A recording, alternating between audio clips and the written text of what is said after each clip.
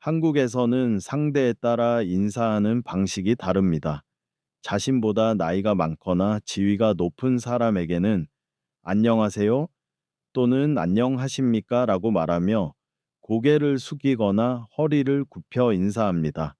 고개를 숙이거나 허리를 굽히는 것은 상대방에 대한 존경을 나타내는 제스처입니다. 한편 자신보다 나이가 어리거나 친한 사람에게는 안녕 이라고 말하며 한 손을 가볍게 들거나 흔들어 반가움을 나타냅니다. 안녕하세요. 안녕하십니까? 안녕. 은 인사하는 시간에 상관없이 아침, 점심, 저녁 언제든지 사용할 수 있습니다. 공적인 상황에서는 주로 악수를 하며 인사합니다. 다만 자신보다 나이가 훨씬 많거나 지위가 높은 사람에게 인사할 때는 왼손으로 오른팔이나 오른손을 받치고 악수를 하는 것이 예의입니다. 대형 마트에서는 종종 1+1, 2+1 또는 주말 특가와 같은 할인 행사를 열어 식료품부터 생활용품까지 다양한 상품을 싸게 판매합니다. 마트에서 나누어 주는 전단지를 통해 할인 상품 및 할인 금액, 추천 상품 등 할인 행사에 대한 정보를 얻을 수 있습니다. 온라인 쇼핑몰을 통해서도 생필품을 싸게 구매할 수 있습니다. 온라인 쇼핑몰에서는 정기적으로 할인 행사를 하거나 할인 쿠폰을 제공합니다. 이를 활용하여 특정 상품을 싸게 구매하거나 추가 할인을 받을 수 있습니다.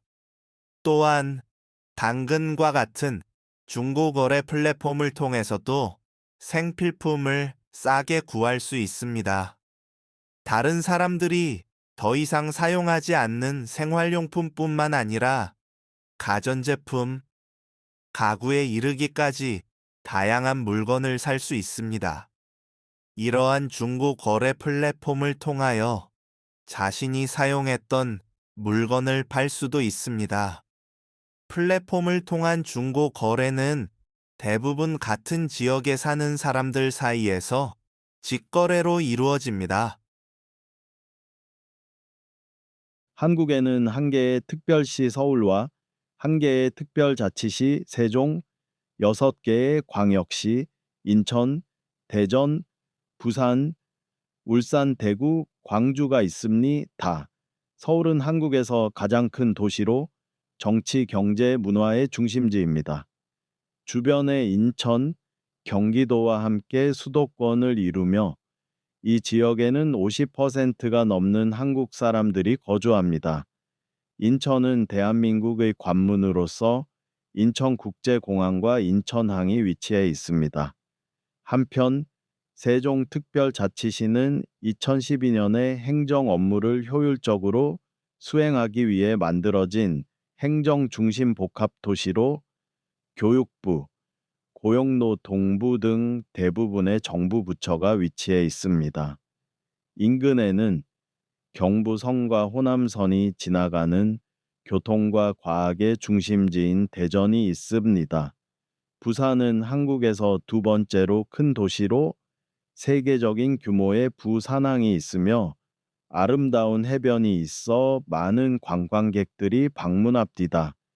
인근에는 자동차, 조선, 중화학 산업이 발달한 공업 도시 울산이 있습니다. 이 외에도 한국의 남동쪽인 경상도 지방에는 섬유 산업의 도시인 대구가 있고 남서쪽의 전라도 지방에는 문화와 예술의 도시인 광주가 있습니다. 한국인들은 방이나 마루의 바닥에 앉아서 식사를 하거나 휴식을 취하는 좌식 문화를 가지고 있습니다. 이러한 좌식 문화는 가족이나 가까운 친구들끼리 함께 소통하고 유대감을 형성하는 데 도움을 줍니다. 좌식 문화로 인해 한국 사람들은 대부분 집안에서 신발을 벗고 생활하며 바닥에 앉아서 식사를 하는 식당도 쉽게 볼 수 있습니다.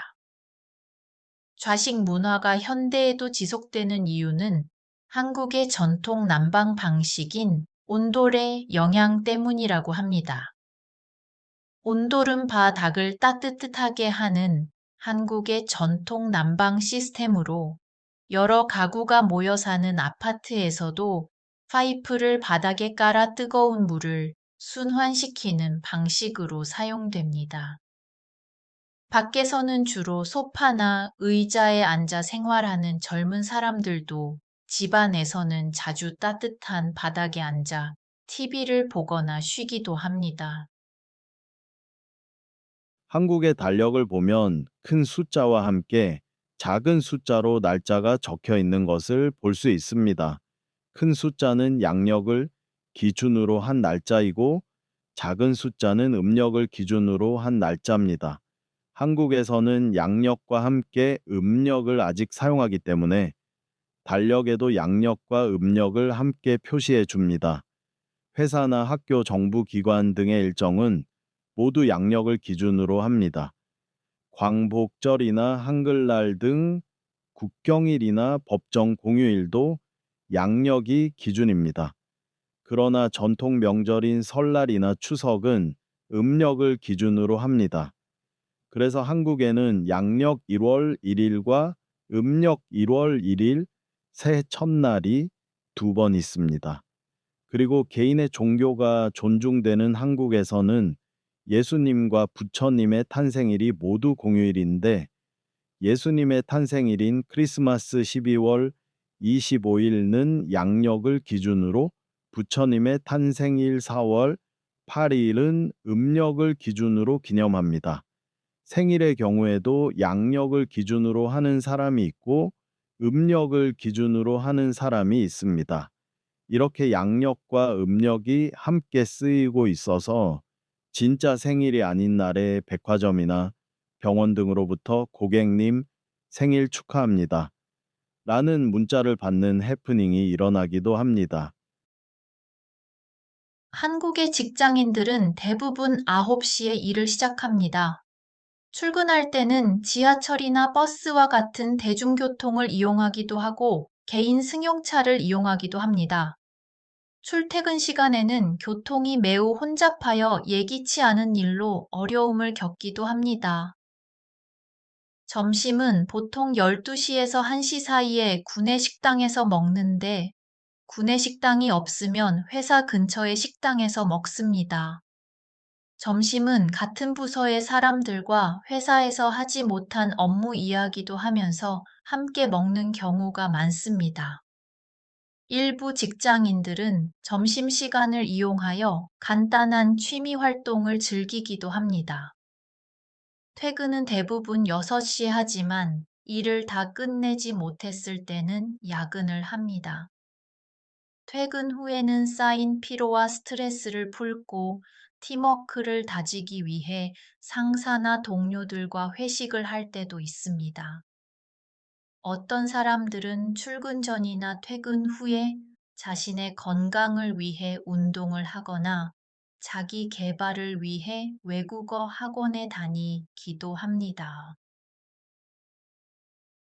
한국은 봄, 여름, 가을, 겨울 사계절이 뚜렷한 나라입니다. 봄 3월부터 5월은 따뜻하며 벚꽃, 영산홍과 같은 아름다운 꽃이 많이 핍니다. 사람들은 봄맞이 꽃구경도 가고 아름다운 봄 경치를 즐깁니다. 여름 6월부터 8월에는 덥고 비가 많이 옵니다. 장마가 끝나고 30도가 넘는 무더위가 시작되면 사람들은 아름다운 해변이나 계곡으로 휴가를 떠납니다. 밤에는 열대야로 잠을 설치기도 합니다. 가을 9월부터 11월에는 맑고 시원한 날씨가 이어집니다. 형형색색으로 곱게 물든 단풍을 보기 위해 산으로 여행을 떠나는 사람들이 많습니다. 날씨가 좋아 학교 운동회나 축제 등과 같은 중요한 행사가 많이 열립니다. 겨울 12월부터 2월은 영하 10도까지 내려갈 정도로 매우 춥고 강물이 얼기도 합니다. 높은 지대에는 눈이 많이 내려 스키나 스케이트보드 등 겨울 스포츠를 즐기는 사람들이 많습니다. 3일은 춥고 4일은 따뜻한 사만사온 현상이 나타나기도 합니다. 한국 사람들은 너무 더운 여름이나 너무 추운 겨울보다 시원하고 경치가 아름다운 봄과 가을을 좋아합니다. 그러나 요즘은 이상 기온으로 봄과 가을이 짧아진 것 같다고 많은 사람들이 이야기합니다. 한국어에는 높임말, 존댓말과 반말이 있습니다. 높임말은 자신보다 나이가 많거나 지위가 높은 사람에게 사용하며 반말은 나이가 적은 사람에게 사용합니다. 그러나 자신보다 나이가 적어도 처음 만난 사람이나 가깝지 않은 사람에게는 상대방을 존중하는 의미로 높임말을 사용하는 것이 좋습니다. 최근에는 직장에서도 자신보다 어리거나 지위가 낮은 사람에게 높임말을 사용하는 경우가 많습니다. 한국어로 말할 때는 대화 상대방이나 대화 상황에 따라 높임말과 반말을 잘 구별해서 사용해야 합니다. 그렇지 않으면 상대방을 불편하게 할 수 있습니다. 한편 자신보다 나이가 많아도 가족과 이 아주 가까운 관계라면 반말을 사용하기도 합니다. 딸이나 아들이 부모님께 반말을 하는 것을 쉽게 들을 수 있는 것도 이 때문입니다.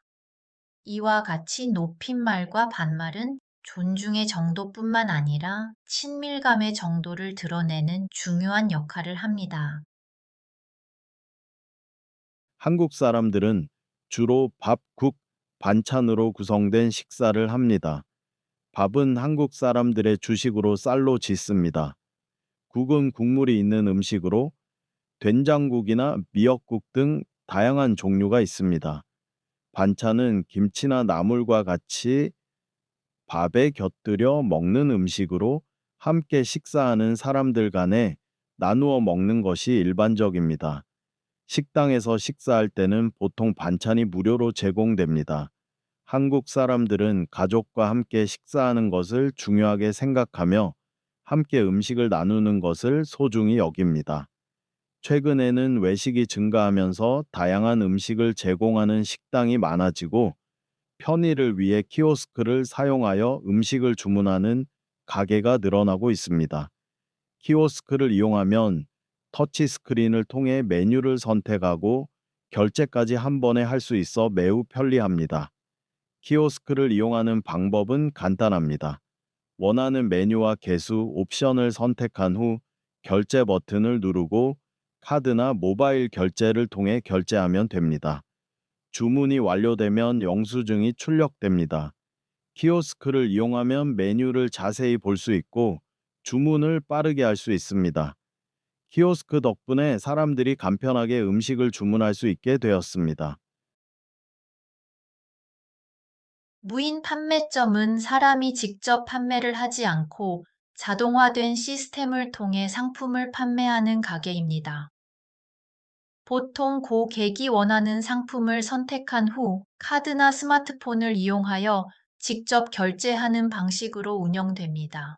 그러나 고급화된 센서, 카메라, RDIP, Radio Frequency Identification 기술 등을 활용한 매장에서는 고객이 모바일 앱으로 QR코드를 스캔하여 사전 결제를 하면 상품이 나오는 방식으로 운영되기도 합니다. 무인 판매점은 무인 슈퍼, 무인 편의점처럼 음료수, 과자, 컵라면, 생필품 등 다양한 종류의 상품을 판매하는 곳도 있고, 무인 생수 판매점, 무인 계란 판매점, 무인 아이스크림 판매점, 무인 라면 판매점, 무인 과일 판매점, 무인 문구점과 같이 특정 상품만을 취급하는 곳도 있습니다. 이 외에도 무인 세탁소와 무인 카페, 무인 골프장 등 무인 의료 서비스를 제공하는 곳도 있습니다. 이러한 무인 판매점은 24시간 운영되고 있어 언제든지 필요할 때에 이용할 수 있다는 장점이 있습니다. 또한 외국인처럼 언어 장벽이 있는 사람들도 자유롭고 간편하게 이용할 수 있습니다. 한국에서는 쓰레기를 버릴 때 쓰레기의 종류에 따라 분리해서 버려야 합니다. 쓰레기의 종류에는 일반 쓰레기, 음식물 쓰레기, 재활용품, 헌옷, 그리고 대형 쓰레기가 있습니다. 일반 쓰레기는 종량제 봉투에 넣어서 버립니다. 버리는 날짜와 장소는 정해져 있는데 지역마다 다릅니다. 종량제 봉투는 마트나 편의점, 슈퍼마켓에서 살 수 있는데 5리터, 10리터, 20리터, 30리터, 50리터, 75리터짜리가 있습니다. 음식물 쓰레기는 최대한 물기를 제거한 후 버려야 합니다. 닭뼈나 달걀, 껍데기와 같이 동물이 먹을 수 없는 넣을 수 없는 것은 일반 쓰레기로 분리해서 버려야 합니다. 음식물 쓰레기는 음식물 쓰레기 수거통에 버리거나 수거통이 없을 경우 음식물 쓰레기 봉투에 담아 버리면 됩니다. 재활용품의 종류로는 플라스틱, 비닐, 종이, 캔, 빈 병이 있습니다. 재활용품은 종류별로 분리해서 버리면 됩니다. 헌옷이나 신발, 가방, 담요와 같은 것은 의류 수거함에 버려야 하는데 의류 수거함은 보통 행정복지센터 앞이나 주택가의 골목, 아파트의 쓰레기 수거장 안에 있습니다. 대형 쓰레기는 책상이나 침대, 냉장고, 텔레비전과 같이 큰 쓰레기를 말합니다. 대형 쓰레기를 버릴 때는 폐기물 스티커를 붙인 후 집 앞에 버려야 합니다. 스티커 비용은 쓰레기의 크기와 무게에 따라 다르며 행정복지센터에서 구매할 수 있습니다. 한국은 대중교통이 잘 발달되어 있는 나라입니다. 대중교통을 이용하여 가까운 곳뿐만 아니라 먼 곳으로도 편리하게 이동할 수 있습니다. 도시간 이동에 가장 널리 이용되는 교통수단은 고속버스입니다. 서울이나 부산 등의 대도시와 중소도시를 연결하는 노선들이 많이 있으며 주요 노선들은 심야 시간에도 운행됩니다. 가까운 도시 간의 짧은 거리를 이동할 때는 시외버스를 이용하면 됩니다. 그리고 도시 내에서는 시내버스를 이용하면 도시 곳곳을 쉽게 갈 수 있습니다. 주요 대도시에는 기차역이 있어 철도를 이용한 도시간 이동도 가능합니다. 열차에는 KTX, SRT와 같은 고속 열차와 새마을호, 무궁화호 등과 같은 일반 열차가 있습니다. 고속 열차는 요금이 좀 비싸지만 빠르고 편리합니다. 서울에서부터 한국의 최남단 도시인 부산까지 2시간 반쯤 걸립니다. 고속버스나 기차 등의 장거리 대중교통을 이용할 때는 인터넷이나 모바일 앱을 통해 표를 예매하는 것이 좋습니다. 서울, 부산, 대구, 대전, 광주 등과 같은 대도시에는 지하철이 있습니다. 지하철을 이용하면 도시 안에서는 빨리 이동할 수 있습니다. 택시는 24시간 이용할 수 있는 편리한 교통수단입니다. 손을 들어 지나가는 빈 택시를 잡을 수도 있지만 모바일 앱을 통해 편리하게 택시를 부를 수도 있습니다. 한국은 개인의 종교가 존중받는 다종교 국가입니다. 한국 리서치의 여론 속의 여론 2023에 따르면 개신교를 믿는 사람 20%이 가장 많고 다음으로 불교 17%, 천주교 11%의 순입니다. 이슬람교 등 기타 종교를 믿는 사람은 아주 적습니다. 신자 중에는 남성보다 여성이 많고 나이가 적은 사람보다는 나이가 많은 사람의 비율이 더 높습니다. 그런데 종교를 가진 사람보다는 종교가 없는 사람이 더 많습니다. 개신교 신자들은 교회에서 예배를 드립니다. 그리고 다양한 모임과 활동을 통해 신앙생활을 합니다. 천주교 신자들은 성당에서 미사를 드리며 개신교 신자들처럼 다양한 종교 활동을 합니다. 불교 신자들은 절에 가서 예불을 드립니다. 한국에서는 예수님의 탄생일인 크리스마스 양력 12월 25일과 부처님의 탄생일인 부처님 오신 날 음력 4월 8일 이 모두 공휴일로 지정되어 있습니다. 그날이 되면 교회나 절에 사람들이 많이 모입니다.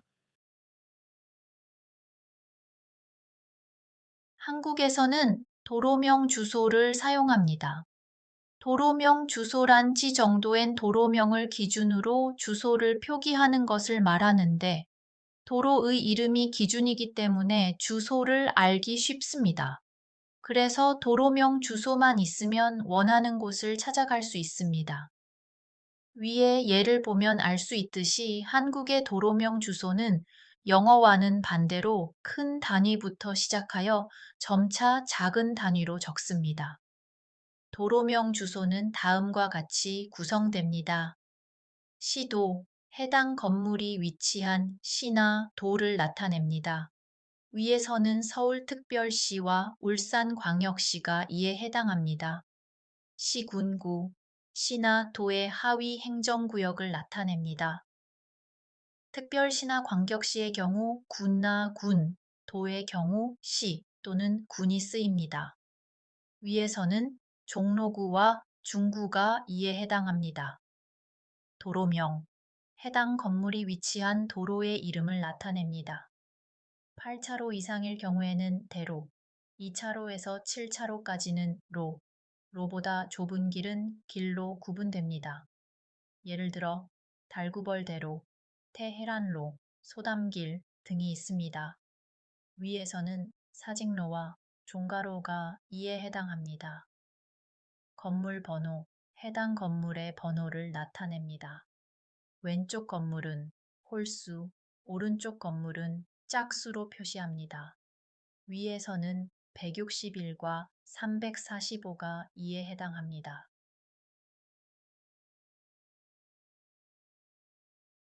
한복은 한국의 전통 의상입니다. 한복은 색상이 화려하며 디자인이 우아하고 아름답습니다. 그래서 한국 사람들은 설날이나 결혼식과 같이 특별하고 중요한 날에는 전통 한복을 입습니다. 남성 한복은 바지와 저고리, 조끼로 구성되고 여성 한복은 치마와 저고리로 구성됩니다. 한복은 자연스러운 주름과 풍성한 실루엣으로 모든 체형의 사람들에게 어울린다는 장점이 있습니다. 그러나 전통 한복은 평상복으로 입기에는 다소 불편한 점이 있어 요즘에는 전통 한복을 개량하여 만든 생활 한복을 입는 사람들이 많아지고 있습니다. 생활 한복은 전통 한복보다 디자인이 단순하고 실용적이어서 언제나 편하게 입을 수 있습니다. 이러한 한복의 변화는 한복의 대중화에 기여하였습니다. 한복은 입는 사람의 연령이나 역할 등에 따라 색깔과 디자인이 조금 다릅니다. 결혼식에서 신랑의 어머니는 보통 푸른색 계통의 점잖은 한복을 입고 신부의 어머니는 분홍색 계통의 단아한 한복을 입습니다. 최근 들어서는 한복 페스티벌이나 한복 패션쇼 등을 통해 한복의 아름다움을 세계적으로 널리 알리려는 노력이 이어지고 있습니다.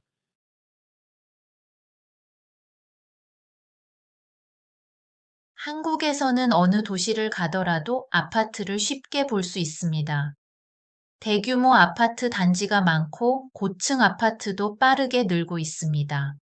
국토교통부의 2022년 주거 실태 조사에 따르면 아파트 거주 비율은 51.9%로 전체 가구의 절반이 넘습니다.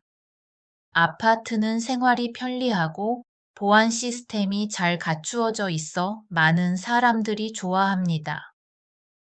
마트, 운동시설 같은 편의 시설과 각급 학교가 가까운 곳에 있는 것도 아파트를 선호하는 이유 중 하나입니다. 이에 비해 단독주택에 거주하는 비율은 전체 가구의 30%도 안 됩니다. 이처럼 단독 주택에 사는 가구의 비율은 낮지만 최근 노년층을 중심으로 자연 환경이 좋은 도시 근교에 전원주택을 짓고 생활하는 사람들은 조금씩 늘고 있습니다. 이외에 보통 빌라라고 부르는 다세대 주택이나 연립주택에 사는 가구도 전체의 약 10%를 차지하고 있습니다. 최근에는 1인 가구가 증가하면서 학교나 직장 근처의 원룸이 나 오피스텔에 사는 젊은 사람들이 늘고 있습니다. 원룸이나 오피스텔은 침실이나 화장실, 주방이 한 공간에 있어 편리하고 필수적인 가전제품이 구비되어 있는 경우가 많아 혼자 사는 사람들에게 인기가 좋습니다.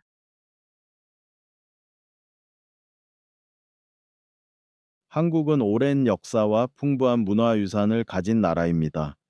수도인 서울에는 경복궁과 창덕궁 등 조선시대의 궁궐이 잘 보존되어 있습니다. 경복궁은 가장 크고 아름다운 궁궐로 한국의 전통 건축 양식을 잘 보여주고, 창덕궁은 비원이라고 불리는 아름다운 정원으로 유명합니다. 이러한 역사적인 건축물은 현대적인 빌딩과 어우러져 서울의 모습을 더욱 아름답게 합니다. 경주는 옛날 신라의 수도였던 도시로 다양한 문화 유산이 보존되어 있습니다. 불국사와 석굴암은 신라의 불교 문화를 상징하는 대표적인 문화유산입니다.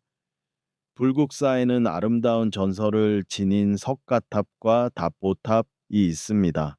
석굴암에는 한국에서 가장 아름답다는 돌로 만든 불상이 있습니다.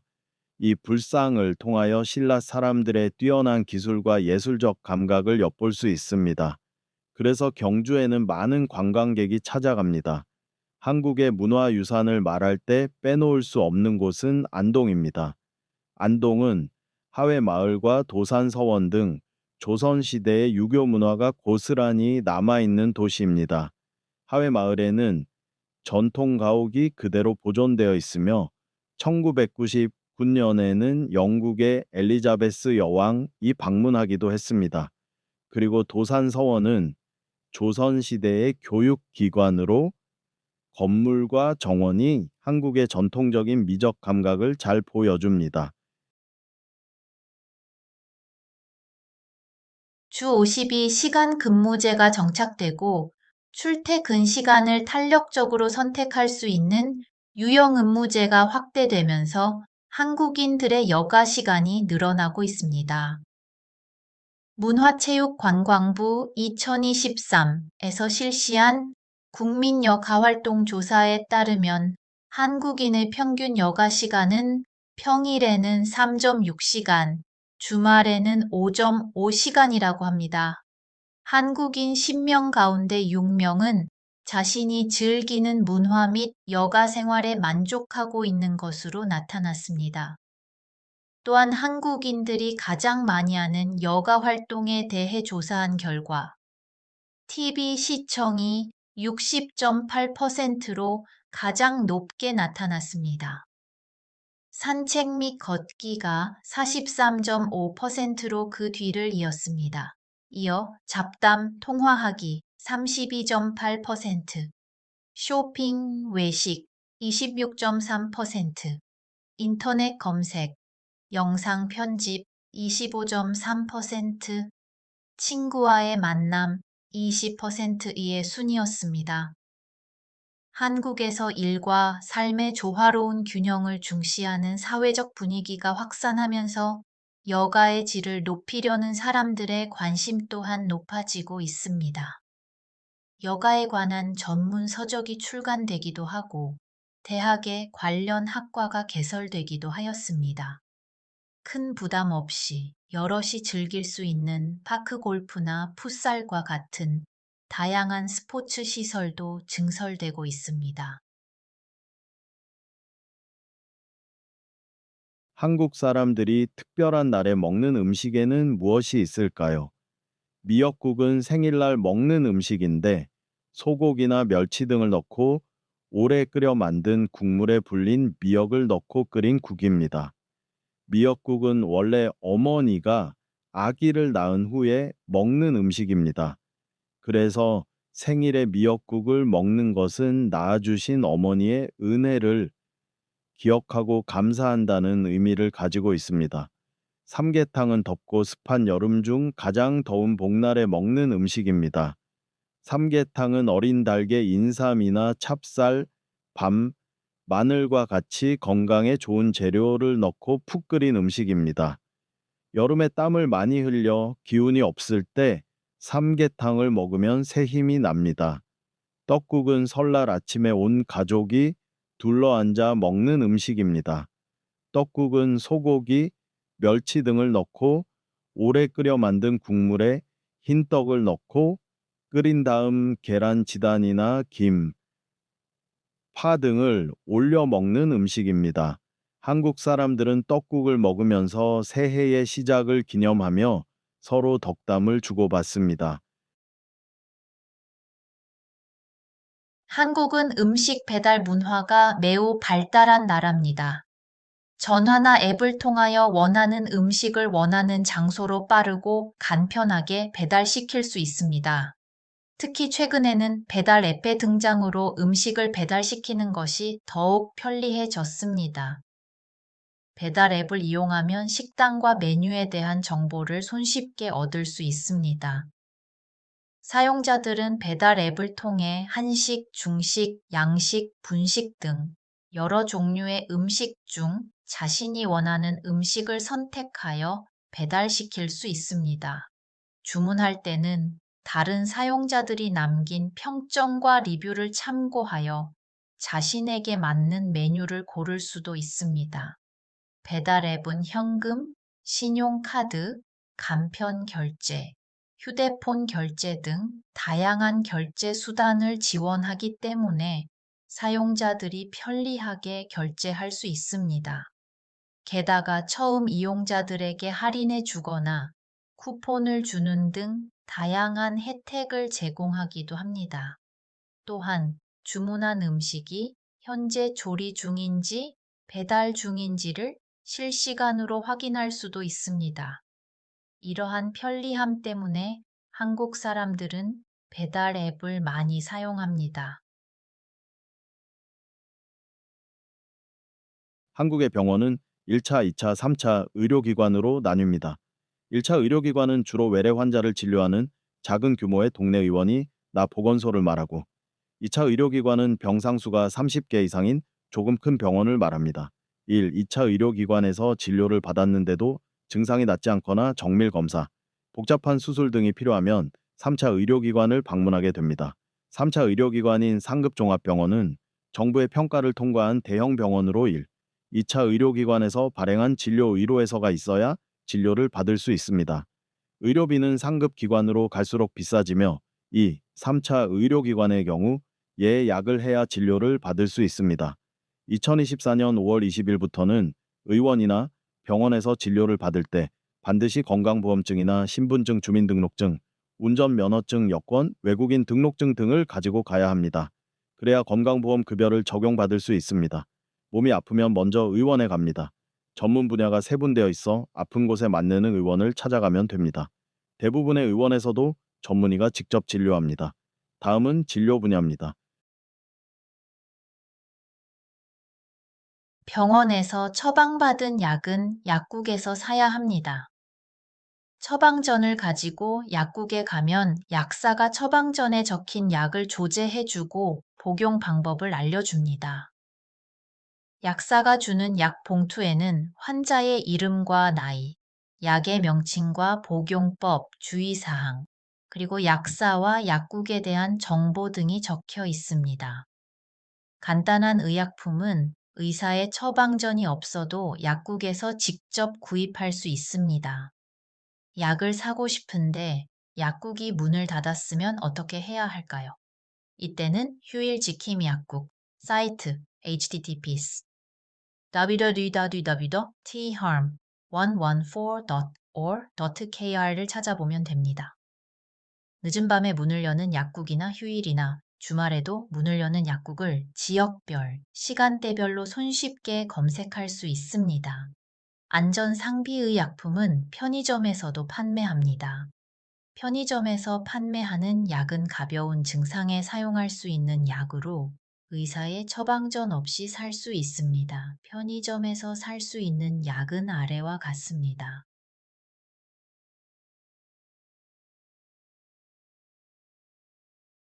우체국은 다른 사람에게 편지나 문서, 소포 등을 보낼 때 이용하는 곳입니다. 외국에 물건을 보낼 때는 국제 특급 우편 서비스인 EMS 조 익스프레스 메일 서비스를 이용하면 편리합니다.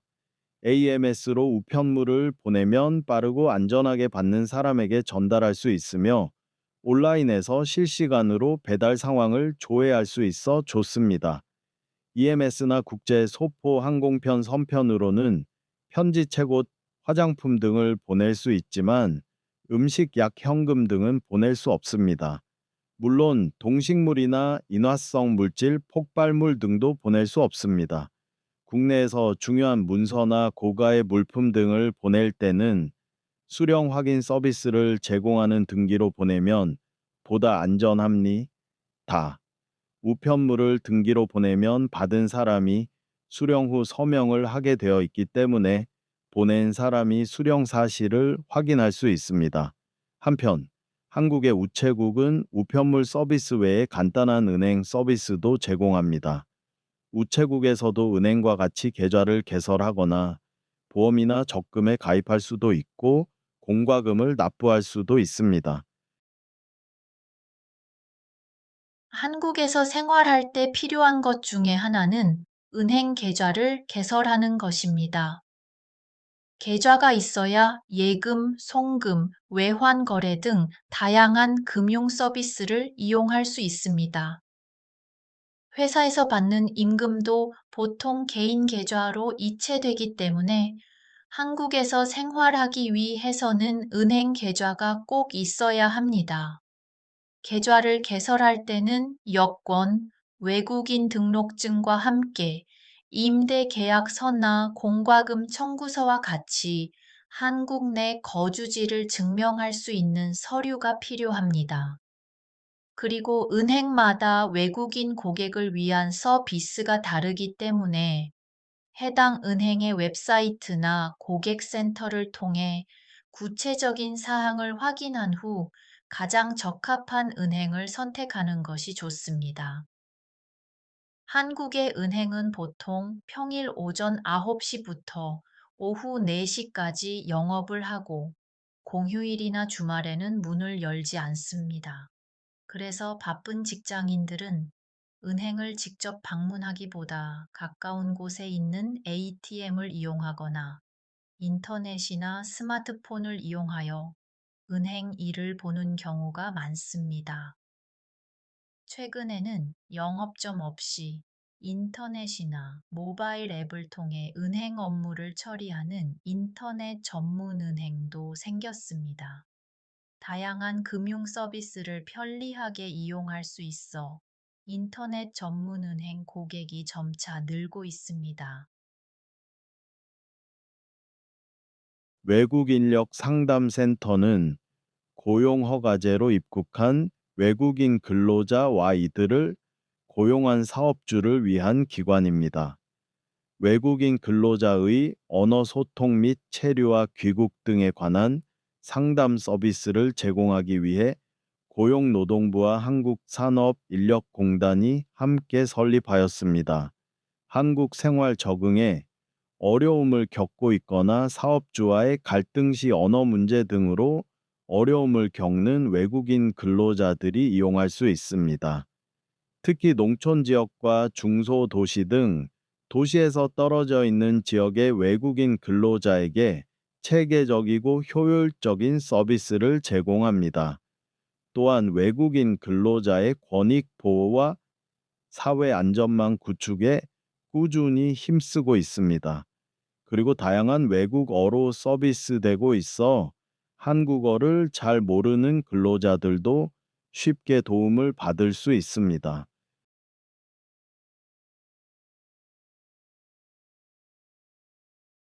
어느 나라에나 식사할 때 지켜야 하는 예절이 있습니다. 한국도 예외는 아닙니다.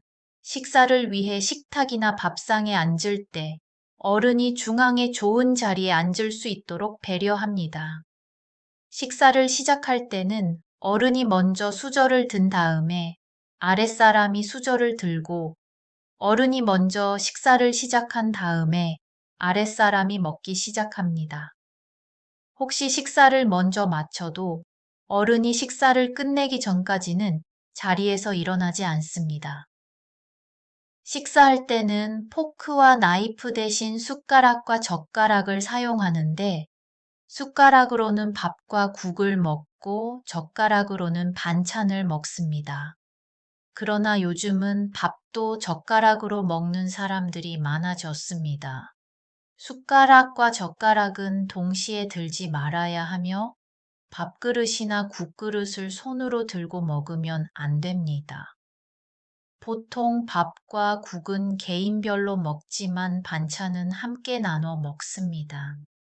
예전에는 찌개나 찜을 여러 사람이 함께 먹기도 했지만 요즘은 개인 접시에 덜어서 먹는 사람이 많습니다. 그리고 식사 중에 의자에 발을 얹거나 음식 씹는 소리를 크게 내는 것은 좋지 않습니다. 음식을 먹기 전에는 잘 먹겠습니다. 다 먹은 후에는 잘 먹었습니다. 라고 인사를 합니다. 국경일은 나라에서 정한 특별한 날로 역사적으로 뜻깊은 날을 기념하거나 경축하는 날입니다. 이러한 국경일에는 우리나라의 독립을 위해 만세를 부른 3.1절 3월 1일, 일본의 식민 지배로부터 해방된 것을 기념하는 광복절 8월 15일, 한민족의 첫 국가인 고조선의 개국을 경축하는 개천절 10월 3일, 그리고 세종대왕이 한글을 창제하신 것을 기념하는 한글날 10월 9일 등이 해당합니다. 국경일은 법정 공휴일로 지정되어 있으며 각종 기념식과 경축 행사가 열립니다. 가정에서는 기쁨을 함께하기 위하여 국기를 개양합니다. 한편으로 개인의 일생 중 축하하거나 애도하는 특별한 날도 있습니다. 먼저 돌은 아기가 태어난 지 1년이 되는 날로 가족과 친지들이 모여 아기의 1살 생일을 축하하고 이게 건강하게 자랄 것을 염원하는 돌잔치를 합니다. 결혼도 중요한 일생 의례로 예전에는 전통 방식의 혼례가 많았지만 요즘에는 대부분 현대적인 결혼식을 합니다. 하지만 결혼식 후에 신랑 부모님과 친척들께 인사를 드리는 패백과 같은 전통적인 풍습이 여전히 남아 있습니다. 가족이나 지인이 돌아가시면 보통 3일이나 5일 동안 장례를 치릅니다. 조문객은 검은색 옷을 입고 장례식장에 가서 돌아가신 분에 대한 묵념을 하거나 절을 하고 돌아가신 분의 가족들을 위로합니다. 또한 매년 조상이 돌아가신 날을 기일이라고 하여 가족들이 제사를 지냅니다. 요즘에는 제사의 형식도 다양화되어 추모 기도 등을 하기도 하지만 여전히 많은 가정에서 이 날을 중요하게 여깁니다.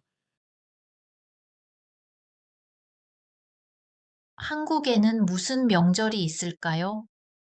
한국의 대표적인 명절로는 설날, 정월대보름, 추석이 있습니다. 설날은 음력 1월 1일로 한국의 가장 큰 명절입니다. 설날이 되면 따로 살던 가족들이 함께 모여 조상께 차례를 지내고 어른들께 세배를 드립니다. 설날에는 떡국을 함께 나눠 먹고 윷놀이를 하면서 가족들과 함께 즐거운 시간을 보냅니다.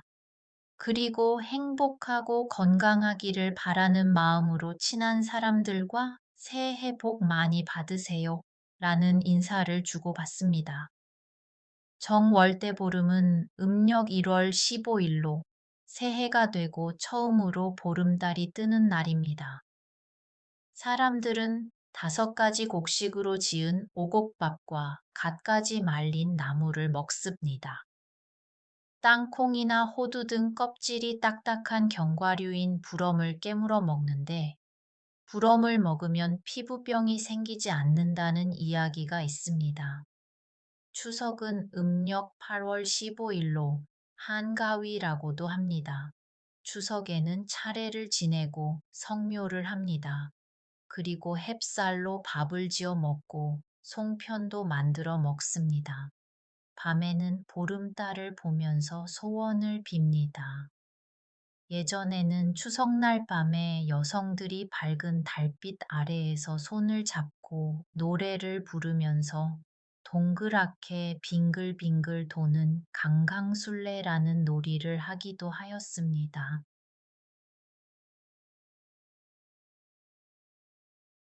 다른 사람에게 피해를 주지 않고 서로 조화롭게 살기 위해서는 공공생활 예절을 지켜야 합니다. 대중교통을 이용할 때는 큰 소리로 이야기하거나 시끄럽게 전화 통화를 해서는 안 됩니다. 그리고 교통 약자를 위해 지정된 자리에는 되도록 앉지 말아야 합니다. 버스나 지하철에서 다리를 벌리고 앉거나 냄새가 나는 음식을 먹는 것도 다른 사람에게 피해를 주는 행동입니다. 아파트나 원룸 같은 공동주택에 사는 경우에는 이웃에게 피해를 주지 않도록 더욱 신경을 써야 합니다. 집안에서는 되도록 뛰지 말아야 하고 늦은 밤이나 이른 아침에 청소기나 세탁기를 사용해서는 안 됩니다. 음악이나 TV를 크게 틀어 놓는 것도 예의 없는 행동입니다. 특히 베란다나 화장실에서 담배를 피우는 행위는 이웃에게 피해를 줄 수 있기 때문에 항상 조심해야 합니다. 한편 박물관이나 미술관 등 공공시설을 이용할 때는 항상 차례를 지켜 줄을 서고 어르신이나 임산부를 먼저 배려하는 자세가 필요합니다.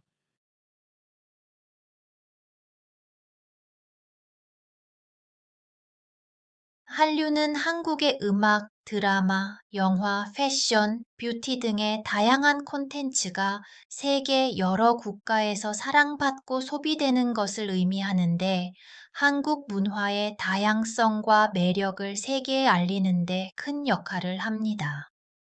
K-팝은 다양한 음악 장르와 멋진 안무, 화려한 무대로 사랑을 받고 있습니다. BTS, 블랙핑크, 블랙핑크, 뉴진스, 뉴진스 등의 아이돌 그룹이 해외에서 큰 인기를 끌며 한류의 중심이 되고 있습니다. K-드라마는 흥미진진한 이야기, 배우의 실감나는 연기, 아름다운 영상 등으로 큰 인기를 얻고 있습니다. 도깨비, 미스터 션샤인, 태양의 후예, 오징어 게임 등이 대표적인 작품입니다. 또한 한국의 패션과 뷰티도 인기를 얻고 있는데 특히 한국 K-팝 아이돌의 패션 스타일과 메이크업이 세계적인 트렌드를 이끌고 있습니다. 한국의 스킨케어 제품은 한국 여행에서 꼭 구매하는 물품 중에 하나가 되었습니다.